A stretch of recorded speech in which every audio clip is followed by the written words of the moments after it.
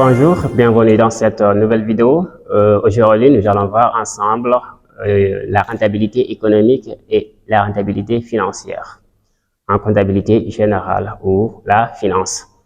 Donc, cette vidéo est faite pour tous les dirigeants ou les chefs de responsables dans l'entreprise, que ce soit une petite, moyenne ou grande entreprise. Ce serait intéressant aujourd'hui de ce que nous allons essayer de voir aujourd'hui. La rentabilité économique et la rentabilité financière. Dans cette vidéo, vous allez voir la différence entre ces deux. Qu'est-ce qui est la différence entre la rentabilité économique et son importance et les solutions d'améliorer aussi votre rentabilité économique ou la rentabilité financière. Et voilà, donc il serait très intéressant. Non seulement la vidéo est pour les responsables des entreprises, mais également des entrepreneurs individuels qui souhaitent, en tout cas, ou les gens qui sont prêts ou qui souhaitent se lancer dans le monde de l'entrepreneuriat. Il est très important pour dire de comprendre ces notions de rentabilité. Parce que toute entreprise, c'est un souhait pour toute entreprise de rentabiliser ses investissements. Donc, un investissement qui n'est pas rentable, donc ça ne vaut pas la peine. On vous dit que c'est un mauvais choix, c'est un choix qui a été mauvais et qui a été étudié mauvaisement, de façon mauvaise. Voilà, donc ici, c'est ce que nous allons essayer d'éviter. Nous allons scinder la rentabilité économique d'un projet et par rapport à sa rentabilité financière. Avant de commencer, je vous demande de vous abonner si ce n'est pas encore fait et activer la cloche de notification pour ne manquer aucune de mes prochaines vidéos que je vais mettre en ligne dans cette chaîne.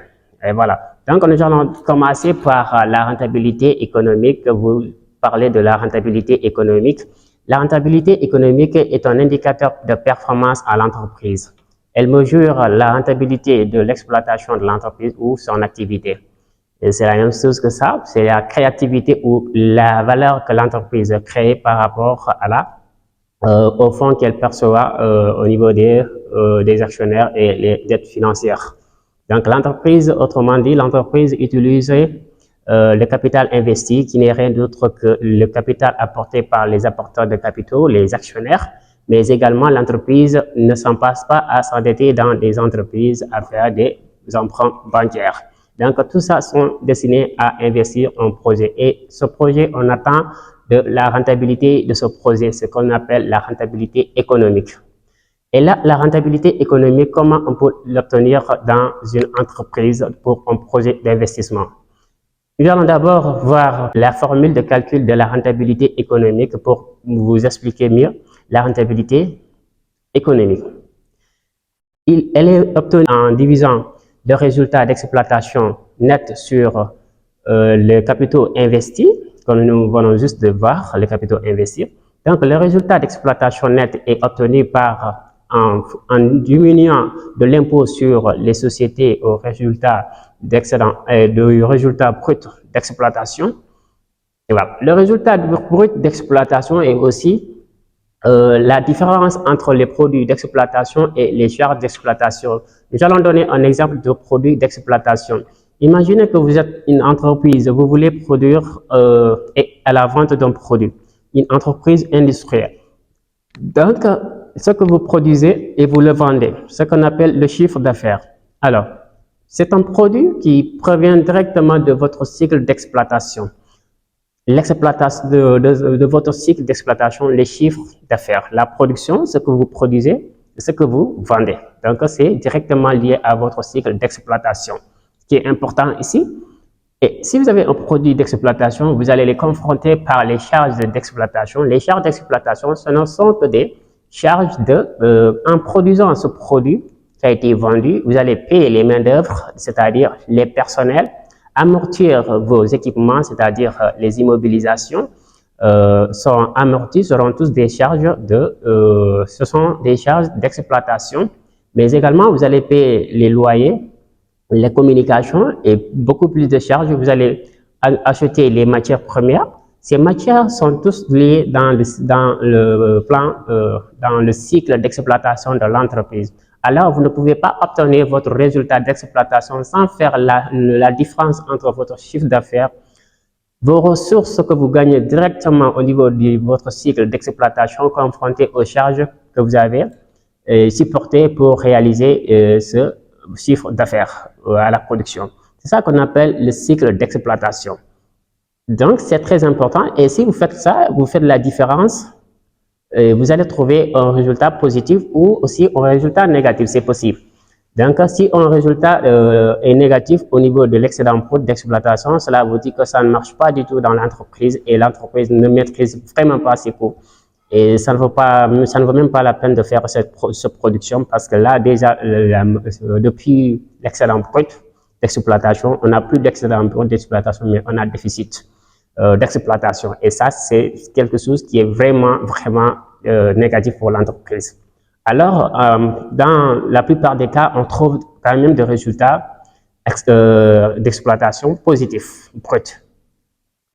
Diminuez de l'impôt sur les sociétés et vous obtenez le résultat d'exploitation net. Ce qu'il faut diviser maintenant par les capitaux investis pour avoir la rentabilité économique. C'est un ratio. Et voilà. Donc, le capital investi est égal au capital, comme j'avais dit, le capital apporté par les actionnaires plus les dettes financières. Donc, si vous n'abstenez pas de cette manière, il y a une autre manière aussi d'évaluer le capital investi. Le capital investi, vous pouvez prendre la valeur brute des immobilisations corporelles et incorporelles. Vous additionnez maintenant aux besoins de fonds de roulement d'exploitation, aux besoins de fonds de roulement. Et vous allez obtenir le capital investi. Donc, la rentabilité économique nous permet de dégager une somme que l'entreprise crée grâce aux investissements qu'elle a effectués. Voilà, donc c'est ça. C'est pourquoi on fait un ratio. Le résultat d'exploitation nette sur le ratio sur le capital investi par l'entreprise. Donc, nous avons un ratio en forme de taux en pourcentage, on peut l'exprimer même en pourcentage de taux de rentabilité économique. Alors, son importance de calcul est de permettre à l'entreprise de faire une comparaison avec le secteur. Si l'entreprise, par exemple, vous êtes dans une entreprise, vous êtes dans le même secteur que d'autres entreprises, vous allez comparer votre taux de rentabilité économique au celle du secteur. Maintenant, si par exemple, le secteur a une rentabilité économique de 15% et vous, l'entreprise, vous avez la rentabilité économique de 10%. Cela vous dit que le marché, cela vous dit tout simplement que le secteur vous devance. Alors, vous devrez commencer à vous poser des questions là où ça ne marche pas. Parce que vous devrez atteindre le niveau du secteur pour en tout cas assurer la compétitivité et la survie de l'entreprise. Donc, on va regarder maintenant qu'est-ce qui ne marche pas pour que le prochain exercice, l'entreprise aussi ait en tout cas un résultat approximatif du secteur. Donc, c'est ça la rentabilité économique. C'est très important pour l'entreprise. Et voilà, donc là, nous allons passer maintenant par la rentabilité financière, qui est aussi très importante. Maintenant, la rentabilité financière, elle est obtenue en divisant le résultat net, maintenant, le résultat net de l'entreprise divisé par le capital propre. Alors là, c'est différent de l'autre. Résultat net divisé par les capitaux propres. Et là, on obtient le résultat net en se basant sur le résultat d'exploitation. Le résultat d'exploitation, moins les impôts, moins les intérêts versés par l'entreprise pour les dettes financières, les intérêts des dettes financières, parce que l'entreprise, quand elle va emprunter de l'argent, la banque va lui imposer des taux d'intérêt de remboursement. Donc, il faut élever ce sont des charges financières, il faut élever ces charges financières pour obtenir le résultat net. Ce résultat net, il faut diviser par le capital propre et non pas le capital investi, mais le capital propre. Et ce capital propre n'est rien d'autre que le fonds apporté par les actionnaires. Cela nous permet de dégager la rentabilité de l'entreprise, c'est-à-dire la capacité de l'entreprise à partager des dividendes à ses actionnaires. Donc là aussi, c'est très important parce que si l'entreprise doit avoir forcément des actionnaires qui vont financer, qui vont apporter de leur capital, mais ces actionnaires attendent quelque chose à l'entreprise. Donc, c'est ça, ça nous permet de voir la capacité de l'entreprise à octroyer des dividendes à ses actionnaires. C'est ça qu'on appelle la rentabilité financière.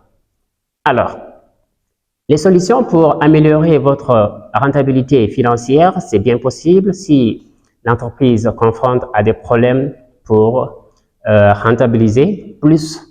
Pour rentabiliser plus, il existe des solutions alternatives que nous allons voir tout à l'heure. D'abord, l'entreprise, vous pouvez agir sur le prix des produits, mais de façon rationnelle, parce que vous ne pouvez pas venir agir sur le prix. En tout cas, vous risquez parfois de regarder, parce que si vous augmentez le prix, vous risquez de perdre vos clients. Donc là, ça dépend, ce sont des solutions alternatives. Ça dépend de la situation où vous êtes. Si vous avez la possibilité, autrement dit, l'augmentation du prix est sous contrainte du marché. Si le marché ne peut pas prendre, si vous augmentez, vous risquez de ne pas vendre. Donc là, c'est un problème. Mais c'est en tout cas une solution de rentabiliser. Si vous savez que si vous augmentez le prix et vous pouvez vendre, c'est bien, vous allez augmenter votre rentabilité. Deuxième solution que nous allons vous dire, c'est de privilégier, dire à l'entreprise de privilégier les produits qui engendrent une marge plus importante, de privilégier les produits de plus grande marge, c'est-à-dire qui procurent à l'entreprise une marge très importante. C'est de se focaliser sur ces produits. Parce que si on dégage une marge très importante, à la fin, on réalise un résultat très favorable. Donc ça, c'est aussi une solution pour l'entreprise. Troisième solution, on peut conseiller à l'entreprise de faire une négociation avec ses fournisseurs, c'est-à-dire là où elle achète ses matières premières. Donc, elle peut faire des négociations avec ses fournisseurs pour qu'on lui qualifie une réduction. Et quand on lui fait une réduction, cela lui permet de diminuer ses coûts variables. Et si ses coûts variables diminuent, cela veut dire que l'entreprise pourrait s'attendre à une augmentation du résultat d'exploitation. Et quatrième solution alternative, ça va un peu lié à la direction marketing de l'entreprise, c'est un travail, c'est de fidéliser la clientèle et comment faire avec des stratégies marketing. Donc, c'est ça. Ce sont les 4 solutions que nous allons vous donner aujourd'hui. Mais aussi, il y a une quatrième solution comme bonus que je peux vous donner, c'est de dire à l'entreprise d'élargir ou d'étendre sa productivité, c'est-à-dire ses activités. Si l'entreprise se focalise dans une activité donnée, on peut dire s'il y a bien une possibilité de l'entreprise à augmenter l'activité, c'est-à-dire augmenter ses activités. Voilà, donc l'entreprise peut améliorer sa gamme. Supposons l'entreprise produit d'une telle catégorie de produits, peut augmenter sa gamme ou élargir sa gamme. Vous voyez, donc c'est ça. Élargir sa gamme, c'est de faire une extension vers le haut ou vers le bas, c'est-à-dire augmenter la gamme de produits, la ligne de produits. C'est un peu de marketing, mais c'est juste des solutions pour dire à l'entreprise, quand elle adopte ces solutions, elle peut augmenter sa rentabilité économique, voilà, et sa rentabilité. Merci, j'espère qu'on va s'arrêter là pour cette vidéo et si vous avez aimé, partagez et likez encore une fois. Merci, à la prochaine.